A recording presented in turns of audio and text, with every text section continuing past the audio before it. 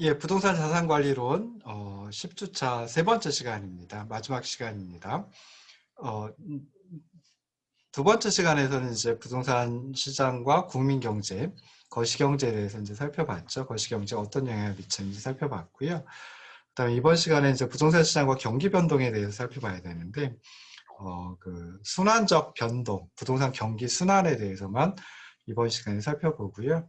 그다음에 그 부동산 시장에서 경기 변동을 불러일으키는 그 이론에 대해서는 다음 11주차에서 설명을 드리도록 하겠습니다. 그래서 마찬가지로 이제 화면을 띄워놓고 세 번째 강연을 띄워놓고 시작을 하도록 하겠습니다. 자, 강의한 86쪽에 이제 부동산 시장과 경기 변동이 나와 있고요. 자, 경기 변동은 영어로 하면 비즈니스 사이클이라고 이제 얘기를 합니다. 그래서 각 경제 변수들이 일정한 주기를 갖고 변화하는 현상을 경기 변동이다. 뭐 이렇게 이제 얘기를 합니다. 그래서 경기 변동은 뭐 순환적 변동, 계절적 변동, 뭐 장기적 변동, 무작위적 변동, 뭐 이런 여러 가지 요소가 혼합되어 있는데 이 중에 이제 가장 중요하고 또 비교적 뚜렷하게 나타나는 것이 순환적 변동이다라고 생각을 해볼 수 있습니다. 순환적 변동, 뭐 다른 표현을 경기 순환이라고 이제 얘기를 하기도 하는데요. 경제가 이제 파형, 요렇게 돌아가는 거, 그걸 파형이라고 하죠. 그래서 상승 운동과 하강 운동을 반복하는 것을 순환적 변동, 경기 순환이다라고 얘기를 합니다.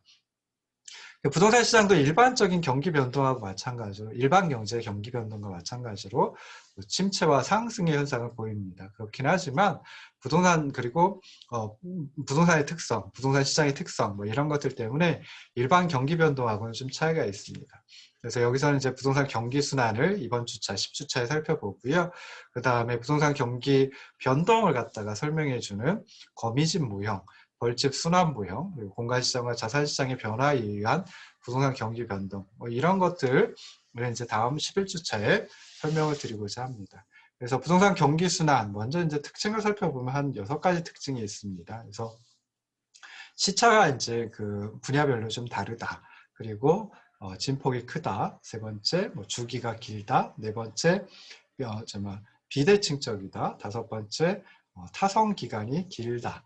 그리고 여섯 번째, 계절적 불안정성이 있다라고 하는 그런 특징을 보이고 있습니다. 그래서 첫 번째 보면은 이제 부동산 경기 순환은 시차가 있는데요. 부문별로 좀 차이가 있다라고 하는 점입니다. 그래서 상업용 부동산 그리고 공업용 부동산의 건축 경기는 일반 경제의 그 경기 변동 패턴하고 대체로 일치합니다. 그렇긴 하지만 주거용 부동산의 건축 경기는 오히려 일반 경기하고 좀 역순환적인 현상을 보인다. 그래서 일반 경기가 좀 안 좋아질 때 주거용 부동산의 건축 경기는 좀 좋아지고 일반 경기가 좋아질 때 주거용 부동산의 건축 경기는 좀 안 좋아지는 그런 그 현상을 보입니다. 그러니까 좀 시차가 존재한다라고 하는 거죠. 그 다음에 두 번째 이제 진폭을 보면요. 진폭은 이제 저점과 정점의 그 이제 막 크기 차이를 갖다가 이제 진폭이라고 얘기를 하는데요. 부동산 경기 변동은 일반 경기의 변동에 비해서 저점이 좀 깊고요. 그리고 정점이 좀 높습니다. 그러니까 일반 경기보다 좀 진폭이 크다라고 하는 걸 생각해 볼 수 있습니다. 세 번째로 이제 부동산 경기 순환은 부동산 공급의 비탄력성, 그다음에 토지의 영속성, 건물의 장기성, 그러니까 투자의 장기성이라고 이제 생각해 볼 수 있죠.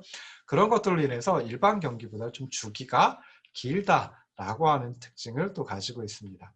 그래서 일반적으로 일반 경기의 주기는 보통 한 8 내지 10년으로 이제 보고 있는데요. 부동산 경기의 주기는 17년에서 18년으로 이제 좀 알려져 있습니다. 그래서 뭐 얼마나 긴지는 모르겠지만 일반 경기의 주기보다 그래도 상당히 길다라고 하는 걸 생각해 볼 수 있고요. 그 다음에 일반 경기의 변동은 좌경사 비대칭입니다. 그러니까 좀 뒤에 살펴볼게요. 부동산 경기 순환은 우경사 비대칭적이다. 그러니까 일반 경기도 비대칭적이고 부동산 경기 순환도 비대칭적이긴 한데 그런데 그 비대칭의 방향이 서로 다르다라고 하는 겁니다. 그래서 일반 경기 같으면은 그 확장 국면이 길고요. 그다음에 수축 국면이 상대적으로 적은 데 비해서 부동산 경기 변동은 확장 국면이 짧고 그리고 빠르게 진행됩니다. 반면에 수축 국면은 상대적으로 서서히 진행되는 그런 특징을 보이고 있습니다. 그래서 네 번째 특징, 우경사 비대칭적이다라고 하는 걸 살펴볼 수 있고요. 다섯 번째 특징은 이제 타성 기간이 길다라고 하는 겁니다. 그래서 타성 기간이 길면서 그리고 주기의 순환 국면이 명백하거나 일정하지 않다. 그러니까 이 국면이 어떤 국면인지 정확하게 알기 어렵다라고 하는 거죠. 그래서 타성 기간이라고 하는 것은 이제 부동산 경기 변동이 일반 경기의 확장 그리고 수축에 대해서 뒤지는 시간차, 시차를 갖다 의미한다라고 생각해 볼 수 있습니다. 그래서 타성은 그 부동산 경기가 일반 경기의 변동에 대응해 가지고 민감하게 작용하지 못하기 때문에 이제 발생을 합니다. 마지막 여섯 번째 특징은 이제 부동산 경기 순환은 계절적인 불안정성을 가지고 있다라는 겁니다. 그래서 이사철과 같은 게 있죠. 그래서 계절적인 불안정성 가지고요. 그 다음에 또 행정적인 요인에 굉장히 많은 영향을 받습니다. 그리고 국지성을 또 가지고 있기도 합니다. 그래서 어떤 지역은 그 화랑인데 호경기인데 어쩐 지역은 좀 불황에 빠지는 불경기에 빠지는 그런 경우도 이제 나타난다라고 생각해 볼 수 있습니다. 그리고 일반 경기는 좀 수요 측면의 영향이 큽니다. 그래서 고용이라든지 소득이라든지 가구 형성이라든지 이런 데 영향을 많이 받는데요. 부동산 경기는 수요 측면에도 영향을 많이 받죠. 그렇긴 하지만 또 공급 측면의 영향도 상당히 크다라고 하는 거 함께 생각해 볼 수 있습니다. 자, 부동산 경기 순환 국면은 이 그림과 같이 한 네 가지 국면으로 표현해 볼 수 있습니다. 그래서 이게 일종의 파형이다라고 생각을 해볼 수 있죠. 그런데 사실은 이렇게 나타나면 참 좋을 텐데요. 사실 이렇게 매끄럽게 나타나지는 않습니다. 근데 그냥 그래도 좀 그 순환이라고 하는 측면에서 좀 매끄럽게 표현을 해보면은 하향시장, 그리고 회복시장, 상향시장, 후퇴시장 이렇게 네 가지로 크게 구분을 해볼 수 있습니다. 그래서 부동산 경기라고 하는 것은 부동산 거래량에 따라서도 측정을 해볼 수도 있고 부동산 가격에 따라서도 측정을 해볼 수 있는데 일반적으로는 부동산 거래량을 가지고 측정을 해보는 경우가 많이 있습니다. 그래서 하나하나 그냥 짤막짤막하게 한번 생각을 해보도록 하겠습니다. 그래서 제일 처음에 나오는 게 이제 하향시장이라고 하는 것인데요. 이 하향시장은 일반 경기로 보면 수축시장에 해당하는 시장 국면이다라고 생각해 볼 수 있습니다. 그래서 크게 특징이 한 네 가지 정도 있는데요. 일단 부동산 가격이 지속적으로 하락하는 그런 기간입니다. 그리고 이제 그러면서 거래량이 적고요. 그리고 이때는 일반적으로 금리 수준이 좀 많이 높습니다. 그리고 일반 경기의 불황과 병행할 때는 건축 활동이 상당히 많이 둔화되고요.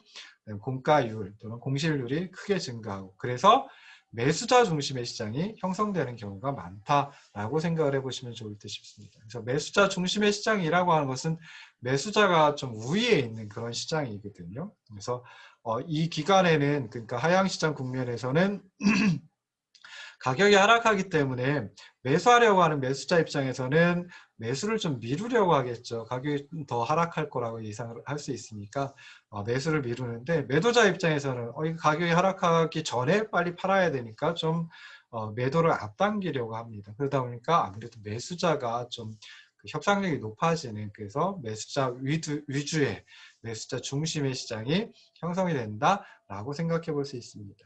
자, 이런 하향시장 국면이 장기화되면 그러면 이제 그 규모가 큰 호화주택, 또 신개발 지역의 택지, 그리고 좀 불필요한 불효불급한 부동산 이런 것들이 이제 굉장히 크게 타격을 받습니다. 그래서 이런 그 규모가 큰 호화주택, 신개발 지역의 택지, 그다음에 불효불급한 부동산 이런 것들을 갖다가 이제 불황에 약한 부동산이다. 이렇게 이제 설명을 하시는 분들도 가끔 있습니다.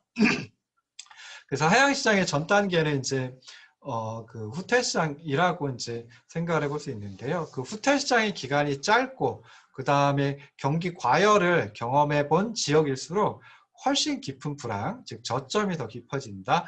이렇게 이제 생각해 볼 수 있습니다. 반면에 하향시장 다음에는 이제 회복시장이 오죠. 그래서 회복시장의 전 국면이 이전 국면이 이제 하향시장이기 때문에 좀 경기 회복의 가능성을 내포하고 있기도 한다라고 하는 것도 생각을 하시면 좋을 듯 싶습니다. 자, 두 번째 이제 회복시장입니다. 그래서 회복시장은 경기가 일단 저점에 이르렀다가 하향을 멈추고 상승하기 시작하는 시장 국면이다라고 생각을 해볼 수 있습니다. 그래서 이때 그 회복 시장에서 경기가 회복이 되는데 이건 좀 개별적, 그러니까 부동산 유형별로 좀 따로 이런 그 회복이 이루어지고요. 그다음에 지역적으로도 경기 회복의 뭐 속도라든지 아니면 정도라든지 그런 것이 이제 다르다라고 생각해 볼 수 있습니다. 그래서 회복 시장에서도 한 크게 세 가지 특징을 살펴볼 수 있는데요. 이때는 이제 금리 수준이 좀 낮아집니다. 그리고 금리 수준이 낮아지면 아무래도 자금을 많이 빌릴 수가 있겠죠. 그래서 여유가 생기고 그러다 보면 부동산 거래가 비교적 활발해집니다. 거래량이 늘어난다는 소리죠. 그리고 세 번째, 그러다 보니까 부동산 투자 또는 투기 심리가 되살아난다라고 생각을 해볼 수 있습니다. 그래서 이때는 이제 이 회복시장 국면에서는 전 단계인 그 하향시장에서는 매수자 중심의 시장이다라고 했는데요. 회복시장 국면에서는 매수자 중심의 시장에서 매도자 중심의 시장으로 전환되어가는 그런 국면이다라고 생각을 해볼 수 있습니다. 자, 세 번째 시장 국면이 상향시장입니다. 그래서 상향시장은 일반 경기의 그 확장시장에 해당하는 시장 국면이다라고 이제 생각을 해볼 수 있는데요. 부동산 가격이 지속적으로 상승하고 그리고 거래가 상당히 활발한 그런 특징을 보여준다라고 생각해 볼 수 있습니다. 이때는 이제 가격이 계속 상승할 것이다 라고 생각을 하니까 매도인은 매도를 미루려고 하겠죠. 매수인은 구매를 앞당기려고 합니다. 그러니까 누가 더 힘이 세냐? 매도자가 힘이 세지는 그런 시장 국면이다 라고 생각해 볼 수 있죠. 그래서 매도자 중심의 시장 또는 뭐 매도자 위주의 시장이 형성된다 라고 생각해 볼 수 있습니다. 상향시장 다음에는 이제 후퇴시장이 돌아오게 되거든요. 그러니까 계속 상향만 할 수는 없죠. 언젠가는 그 정점에 이르렀다 다시 이제 고꾸라지게 됩니다. 그래서 후퇴 시장의 전 국면이기 때문에 경기 후퇴, 부동산 경기 후퇴의 가능성을 내포하고 있다. 언제 그 후퇴를 하는지 모르겠지만 하여튼간에 후퇴를 하는 건 좀 당연하다라고 생각해 볼 수 있겠죠. 자, 네 번째 시장 국면이 이제 후퇴 시장 국면입니다. 그래서 이때는 경기가 정점에 이르렀다가 더 이상 상향을 멈추고 그리고 하강을 하기 시작하는 시장 국면이다 라고 생각해 볼 수 있습니다. 그래서 부동산 가격의 상승이 중단이 되겠죠. 그리고 가격 하락이 시작이 됩니다. 그러면서 거래량도 점차 감소하는 그런 시장 국면이다 라고 생각해 볼 수 있습니다. 그래서 이때는 매도자 중심의 시장에서 매수자 중심의 시장으로 좀 전환되는 그런 시장 국면이다 라고 생각을 해보시면 좋을 듯 싶습니다. 그래서 뭐 이렇게 이제 네 가지 시장 국면을 살펴봤는데요. 자, 그런데 이제 이 네 가지 시장 국면, 이게 이제 경기 순환을 이루는 국면인데 이 네 가지 국면과 달리 이제 안정시장이라고 하는 국면도 한번 생각을 해볼 수 있습니다. 그래서 안정시장은 영어로 이제 스테이블 마켓이라고 해가지고 그냥 뭔가 지속적이다, 안정적이다 라고 하는 그런 의미겠죠. 그래서 경기 순환 국면의 하나는 아닙니다. 그렇긴 하지만 부동산 가격이 안정되어 있거나 가벼운 상승을 지속하는 그런 시장을 의미한다라고 생각을 하시면 좋을 듯 싶습니다. 그래서 유동인구가 많고 공실률이 거의 없는 중심 상업지역의 상업용 부동산, 그리고 위치가 좋은 적정 규모의 주택, 이런 것들은 이제 불황에 굉장히 강하거든요. 그래서 이런 유형의 부동산 시장에서는 안정시장 국면이 지속적으로 나타날 그런 가능성도 존재한다라고 생각을 해볼 수 있습니다. 그래서 이렇게 이제 크게 국면을 4개, 그리고 이제 또 하나 해가지고 5개의 국면으로 살펴볼 수가 있는 거죠. 그래서 하향시장에서는 하향시장은 그 일반 경기의 수축 전막 국면에 해당이 되고요. 그다음에 가격 동향을 보면 하향시장에서는 지속적으로 가격이 하락한다.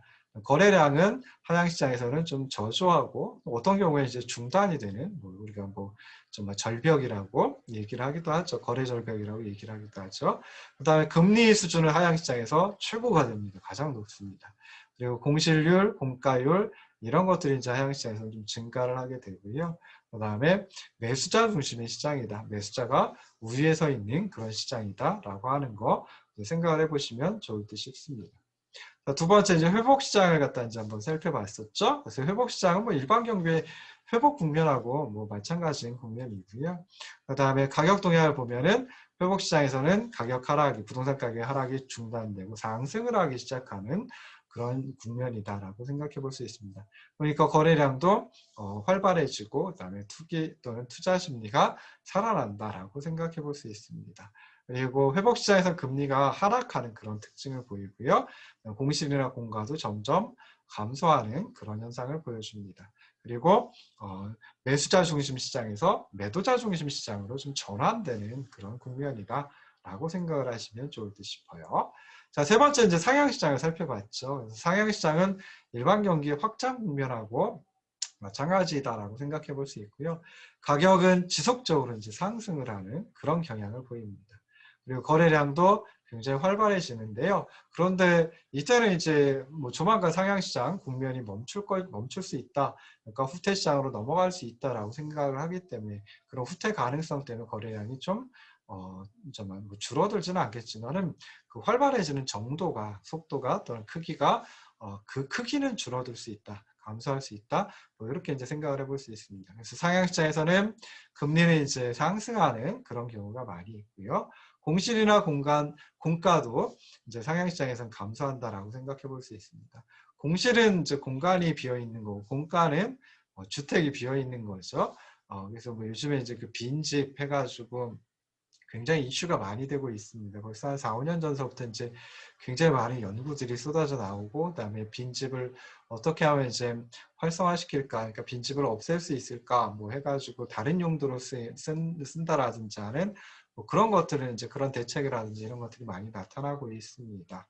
그래서 뭐 빈집들을 활용해가지고 뭐 다양한 것들을 이제 해볼 수 있죠. 뭐 문화 공간으로다가 이제 바꿀 수도 있는 그런 부분도 있고요. 또는 뭐 저렴하게 저기 막 저소득층한테 임대를 놓는 물론 그 전에 이제 뭐 좀 간단한 리모델링이라든지 이런 것들을 해야 되겠지만 뭐 그런 것들도 이제 살펴볼 수 있습니다. 그래서 뭐 연구 논문들도 상당히 많이 쏟아지고 있습니다. 그래서 최근에 그 2000년대 들어서는 이제 도시 재생이라고 하는 게 부동산학에서 부동산학 또는 뭐 부동산 실무에서 굉장히 큰 이슈가 되었었는데요. 그런데 이제 요즘에는 이제 빈집이라고 하는 거, 그다음에 이제 학교가 빈 것들도 많이 있죠. 폐교가 돼가지고 그래서 폐교를 어떻게 하면 재활용할 수 있을까, 뭐 이런 것들도 이제 많이 논의가 되고 있습니다. 자, 상향시장 같으면 이제 그 매도자 중심의 시장이다라고 이제 매도자 위주의 시장이다라고 이제 생각해 볼 수 있습니다. 그러니까 매도자가 힘이 더 센 그런 시장이다라고 생각을 하시면 되겠죠. 자, 마지막 시장 국면이 후퇴 시장 국면입니다. 그래서 일반 경기의 후퇴 국면하고 마찬가지이고요. 자, 가격을 보면은 후퇴 시장에서는 이제 가격이 상승하는 게 중단이 되고 가격 하락이 시작된다라고 생각해 볼 수 있습니다. 거래량도 후퇴 시장에서는 점차 이제 좀 줄어드는 좀 한산해지는 그런 게 나타나고요. 금리는 후퇴 시장에서 좀 높습니다. 그리고 공실이나 공가가 점점 더 증가를 할 테고요. 그다음에 매도자 중심의 시장에서 매수자 중심의 시장으로 전환되는 그런 국면이다. 뭐 이렇게 이제 생각을 해볼 수 있습니다. 자, 마지막 순환 국면은 아니지만 안정시장이라고 하는 것도 생각을 해볼 수 있다라고 했죠. 그래서 이 안정시장에서는 그 가격 보면은 가격이 상당히 안정적이고요. 좀 그래도 조금씩은 이제 상승을 하는 그런 게 이제 많이 나타납니다. 그리고 거래량도 좀 안정적이다라고 하는 건데요. 자, 여기서 아까 보셨던 이 그림, 다시 한번 이제 이 그림을 이제 다시 한번 생각을 해보면요. 자, 정점과 저점이 있고요. 그래서 정점으로부터 저점에 이르는 그 기간을 갖다가 수축 국면, 그리고 저점에서 다시 새로운 정점에 이르는 그 기간을 확장 국면이라고 합니다. 그래서 애초의 정점에서 새로운 정점까지를 주기라고 이제 표현을 하고요. 그 다음에 정점과 저점의 차이를 갖다가 진폭이라고 얘기를 합니다. 그리고 가운데 보시면 이제 추세 수준이라고 이제 표현을 해놨는데요. 그러니까 이게 추세 수준이 수평선이니까 거래량으로 따지면 거래량이 이 정도가 이제 뭐 평균이다, 뭐 중위값이다, 뭐 이렇게 이제 생각해 볼 수 있죠. 그리고 가격으로 따져도 뭐 가격이 평균 가격, 뭐 중위 가격, 뭐 이런 식으로 생각해 볼 수 있는데 실제로는 이것보다는 살짝 우상향하는 그런 형태가 될 겁니다. 추세 수준 자체가요. 그러면은 이 파형도 즉 경기 순환이라고 하는 것도 이런 모양은 아니고요. 살짝 이렇게 해가지고 조금씩 위로 올라가는 이렇게 커서를 한번 보세요. 마우스 커서를 보세요. 그래서 이런 식으로 해가지고 이렇게 저기 막 추세 수준이 살짝 우상향하는 그런 경우가 이제 대부분입니다. 그래서 그걸 좀 수평선으로 이제 눕혀가 추세 수준을 수평선으로 눕혀가지고 이제 살펴본 건데요. 그래서 애초에 정점에서 저점에 이르기까지 수축 국면은 후퇴 시장과 하향 시장 국면으로 또 구성이 되고요. 확장 국면은 회복 시장하고 상향 시장 이 두 가지 국면으로 또 구성이 됩니다. 그래서 정점에서 새로운 정점에 가기까지 후퇴 시장, 하향 시장, 회복 시장, 상향 시장 이 네 가지 국면을 거친다라고 하는 거 생각을 해보시면 좋을 듯 싶습니다. 그래서 저기 막 하나만 더 말씀드리면 이렇게 매끄러운 파형을 가지고 있으면 참 좋을 텐데요. 실제로는 그렇지 않죠. 그래서 아까도 말씀드렸듯이 부동산 경기 변동은 우경사 비대칭적이다라고 이제 생각해 볼 수 있습니다. 그래서 올라갈 땐 저점에서 정점으로 가기까지는 경사가 좀 약하고요. 그다음에 정점에서 다시 저점으로 갈 때는 경사가 좀 심해집니다. 그래서 그런 식이니까 그림을 그리면은 이렇게 했다가 확 떨어졌다가 다시 천천히 올라가다가 확 떨어지고 다시 천천히 올라가다가 좀 확 떨어지는 뭐 이런 형태를 보인다. 라고 이제 생각을 해볼 수 있습니다. 그래서 뭐 이런 그 부동산 경기 순환 국면 살펴봤는데요. 근데 그냥 이렇게 한 가지만 더 말씀드리면 이렇게 매끄럽지 않다라고 하는 거 꼭 기억하시기 바랍니다. 그래서 이렇게 매끄러우면 참 부동산 경기를 갖다 분석하고 예측하고 할 때 굉장히 편하겠죠. 쉽겠죠. 정확하게 할 수 있겠죠. 근데 이렇지는 않습니다. 그래서 그런 거 이제 생각을 해보시면 좋을 듯 싶고요. 그 다음에 이런 그 순환적 경기 변동 이외에 다른 형태의 경기 변동도 있을 수 있습니다. 그래서 크게 뭐 한 세 가지 또 생각을 해볼 수 있는데요. 계절적 변동, 장기적 변동, 무작위적 변동 이 세 가지를 생각을 해볼 수 있습니다. 그래서 계절적 변동이라고 하는 것은 이제 1년을 단위로 해가지고 정기적으로 나타나는 경기 변동을 의미합니다. 그래서 계절이 가지고 있는 속성 그리고 그에 따른 사람들의 관습 때문에 이제 발생을 하는 경우가 많은데요. 일반적으로 보면 겨울철에는 부동산 경기가 다른 계절보다 둔화되는 경향이 있습니다. 그리고 대학교 근처의 임대주택은 방학을 주기로 해가지고 공실률이 높아지는 경우가 많이 있죠. 그래서 이러다 보니까 이제 대학교 근처의 임대주택들 같은 경우에는 학교 근처에 뭐 원룸이라든지 뭐 또 심지어는 하숙집 같은 경우에도 연세 또는 반연세를 그런 형태로 이제 임대료를 요구하는 경우가 많이 있죠. 그래서 연세 그러면은 뭐 우리가 생각할 때 1년 동안의 임대료를 한꺼번에 지불하는 거지요. 그래서 중간에 뭐 이사를 나간다라고 해도 임대료를 돌려받지를 못합니다. 그래서 이게 제가 가장 크게 봤던 건 제주도 같으면 이런 연세가 상당히 많거든요. 그래서 제주도는 이사 습관이 좀 특이한 이사 습관이 있죠. 그래서 일종의 관습이라고 생각해 볼 수 있는데요. 매년 신구간이라고 하는 그 기간, 제 기억에 보름인가 그러는데, 보름이었던가 한 달이었던가 그러는데 그 기간 동안에만 이사를 하고 그 기간이 아닐 때는 이사를 잘 안 다닌다 그러더라고요. 그러니까 그때만 주거 이전, 주거 이동이 있는 거죠. 그러다 보니까 뭐 중간에 뭐 빠져나가고 뭐 그런 걸 막기 위해서 그러려는 건지 연세를 요구하는 경우가 상당히 많다라고 합니다. 요즘에는 또 연세보다 월세 개념으로 전환되는 경우가 많이 있기도 하다라고 하는데요. 뭐 이런 사람들의 관습 때문에 이제 나타나는 경기 변동을 계절적인 변동이다라고 얘기를 합니다. 그러니까 제주도 같으면은 뭐 새로운 다른 지역에서 그 지역으로 이주해 들어오는 그래서 또는 뭐 그 지역에서 그 지역 내에서 이주해 가는 거 그게 이제 그 한 기간 동안 뭐 정확히 모르겠습니다. 보름인지 한 달인지 그 기간 동안에만 이루어지니까 그 기간 동안에만 주택의 거래량이 굉장히 커지는 거죠. 그리고 나선 또 주택의 거래량이 거의 없는 뭐 그런 기간이다라고 생각을 해볼 수 있습니다. 그래서 그거 볼 수 있고요. 그 다음에 겨울철에는 사실 거래량이 뭐 주택도 그렇고요. 다른 것도 그렇고 겨울철엔 거래량이 굉장히 적다라고 이제 얘기들을 많이 합니다. 그래서 이런 것들이 이제 계절적 변동이다. 뭐 하나만 더 말씀드리면 계절적 변동이라고 하는 거 저기 뭐 GDP GDP 같은 경우에도 계절적인 변동이 있죠. 특히나 이제 1월, 2월 같으면은 1월, 2월 같으면 1월에는 1월이 31일이긴 하지만은 보통 이제 설날이 많이 1월에 있죠. 그러다 보니까 1월에 그 생산할 수 있는 일수가 줄어들게 됩니다. 2월 같으면 대부분 28일이죠. 그러니까 다른 때보다 이틀 또는 3일이 더 적어요. 그러다 보니까 생산량이 좀 또는 생산 일수가 줄어들게 돼서 그래서 1, 2월, 1, 2, 3월까지 해서 1분기가 되는데 1분기의 생산량 GDP는 그러니까 분기별 생산량, 분기별 GDP 따져보면은 1분기에는 상당히 적습니다. 그러다 2분기, 3분기, 그리고 4분기에 가면 좀 많아진대요. 왜 그런지 모르겠는데. 그래서 이렇게 이제 분기별 GDP 같으면 계절 조정을 갖다가 많이 합니다. 계절적인 요인을 이렇게 뭐랄까요, 배제시켜버리고 GDP를 측정하는 경우가 많이 있기도 합니다. 그래서 뭐 그런 것들 생각해 보시면 좋을 듯 싶고요. 자, 그 다음에 장기적 변동이라고 하는 것도 이제 생각해 볼 수 있습니다. 그래서 일반 경기 같으면 장기적 변동이 통상적으로 50년 또는 뭐 그 이상의 기간으로 측정이 되기도 합니다.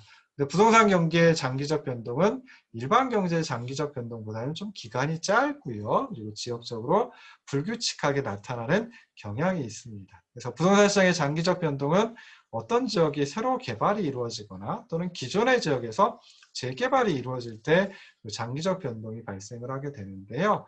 어떤 지역이 새로 주거지역으로 개발되었다라고 하면 개발이 진척됨에 따라서 새로운 주택들이 점점 더 많아지고 주변에 생활 편의시설도 많이 들어서고 그러다 보면 뭐 주택 거래량이라든지 뭐 이런 것들도 이제 또는 뭐 주택을 만들기 위한 토지의 거래량이 많아지겠죠. 사람들이 몰려들고 새로운 건물이 들어서서 더 이상 유용한 토지가 없어진다라고 하면 그때는 새로운 뭐 토지가 유용한 토지가 없어지니까 토지의 거래량도 줄어들고요. 그다음에 토지 위에다 주택을 만들어 가지고 만들어서 주택을 거래하는 양도 뭐 줄어들게 됩니다. 그래서 그 지역 시장이 이제 더 이상 성장이 멈춰지고요. 좀 안정적인 단계에 도달하게 되죠. 근데 일정 기간 동안에 또 안정기가 지나가게 되면 그때는 그 지역 시장이 좀 장기적인 쇠퇴 현상을 보이게 됩니다. 그래서 이런 식으로 해가지고 부동산 시장의 장기적 변동이 나타난다. 그래서 언제 그러느냐? 어떤 하나의 지역이 새로 개발되거나 또는 뭐 기존에 있던 지역이 재개발될 때 이런 장기적 변동이 나타날 수 있다라고 하는 것도 생각을 해보시면 좋을 듯 싶습니다. 자, 마지막 세 번째가 이제 무작위적 변동입니다. 그러니까 순환적 경기 변동 이외에 첫 번째가 계절적 변동, 두 번째 장기적 변동, 그리고 세 번째 무작위적 변동. 그래서 무작위적 변동은 예기치 못한 사태로, 예상치 못한 사태로 초래되는 비순환적 경기 변동을 의미합니다. 그래서 뭐 정부의 정책이 바뀌었다든지 또는 뭐 지진, 홍수, 화재 등과 같은 자연재해가 커다란 자연재해가 발생했다든지 또는 뭐 노동자들이 파업을 했다든지 뭐 혁명이 이루어졌다든지 전쟁과 같은 사태가 발생했다든지 하게 되면 그때는 이제 이 부동산 경기가 굉장히 크게 유동을 치겠죠. 그래서 이런 경우를 이제 무작위적 변동이다라고 얘기를 하기도 합니다. 그래서 부동산 경기 변동은 순환적 경기 변동이라고 하는 거 있고 그 이외에 계절적, 장기적, 무작위적 변동이 있다. 그래서 우리가 처음에 살펴본 그림처럼 그렇게 매끄러운 파형을 가지고 있지는 않다라고 하는 거 생각을 해보시면 좋을 듯 싶습니다. 그래서 오늘은 부동산 시장이 국민 경제에 미치는 영향, 뭐 그걸 총공급에 이제 어떤 경로로 영향을 미치는지 가지고 살펴봤고요. 그 다음에 부동산 경기 변동을 순환적 경기 변동 위주로 해가지고 경기 변동이 어떤 것인지 살펴봤습니다. 다음 주차에는 11주차에는 거미집 무형이라든지 하는 것들을 통해 가지고 부동산 경기 변동 이 왜 발생을 하는지 그러니까 부동산 경기 변동을 설명해 주는 그냥 이론을 공부해 보도록 하겠습니다. 자, 긴 시간 들어주셔서 고맙습니다. 고생하셨습니다.